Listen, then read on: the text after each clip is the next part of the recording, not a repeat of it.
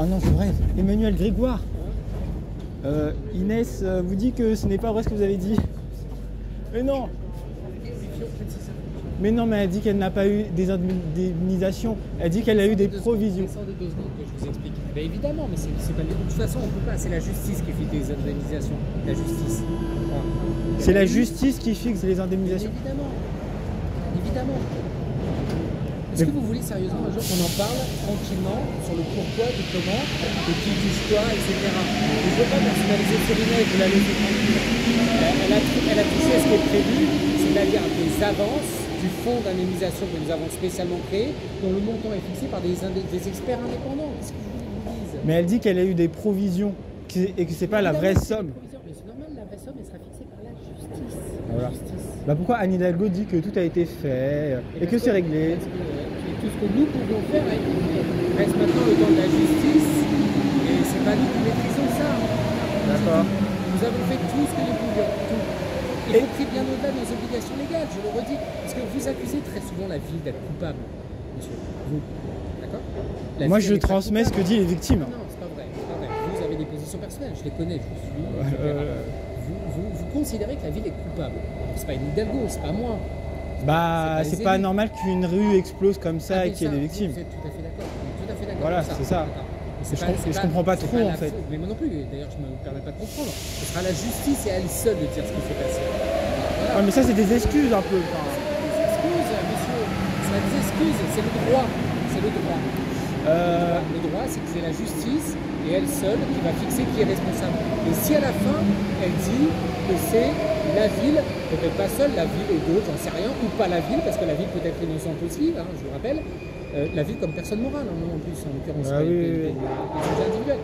Si la justice, elle dit que la ville et ou GRDF et ou je sais pas qui est coupable, elle fixera elle dira qui est coupable ou qui ne l'est pas, elle fixera les montants des indemnisations définitives et chacun aura l'obligation légale de les honorer. Et le fonds que nous avons mis en place d'indemnisation préalable n'est pas une obligation légale, ce n'est pas une obligation légale. Voilà. Ce qui est injuste, c'est deux choses. La première, c'est la présomption de culpabilité de la ville, et par ailleurs en l'ultra personnalisant sur la maire de Paris, et y compris sur moi-même, vous le savez très bien, on n'a rien à voir avec ça.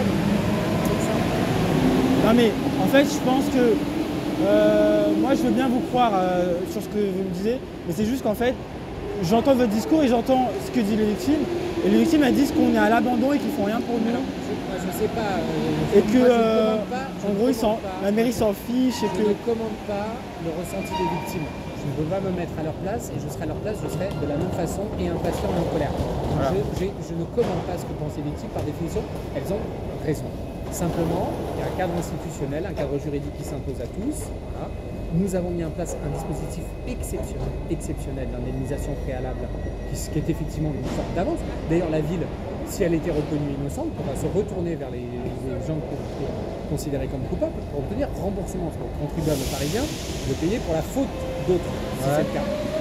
Et donc, je vous assure qu'on fait tout ce qu'on peut pour aider, c'est malheureux. Nous sommes, nous, extrêmement demandeurs à ce que la justice aille le plus vite possible, mais c'est un peu long. Et voilà. Vous pensez que c'est un problème de justice en fait? Après, on ne peut pas le reprocher. La justice, elle prend du temps parce qu'elle veut comprendre ce qui s'est passé. C'est pas ça. Et vous trouvez ça normal que par exemple des gens qui sont sur des vélos qui chutent par rapport à la route et au final elles sont indemnisées, mais les victimes de Trévise, en gros, ça traîne quoi? Non, vous trouvez que c'est normal? C'est pas moi. C'est normal. Est-ce que quelque chose dans ce que j'ai dit laisse à penser que je trouve ça normal? Non. Simplement, dans les cas que vous évoquiez de vélos indemnisés, c'est pas des procédures judiciaires, c'est des procédures d'indemnisation qui sont prévues par la loi, dans des cadres définis par la loi, etc.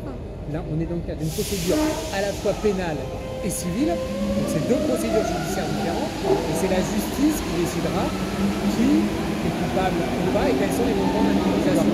Et vous... J'imagine que vous me filmez. Pardon? J'imagine que vous me filmez comme d'habitude. Non, pas du tout.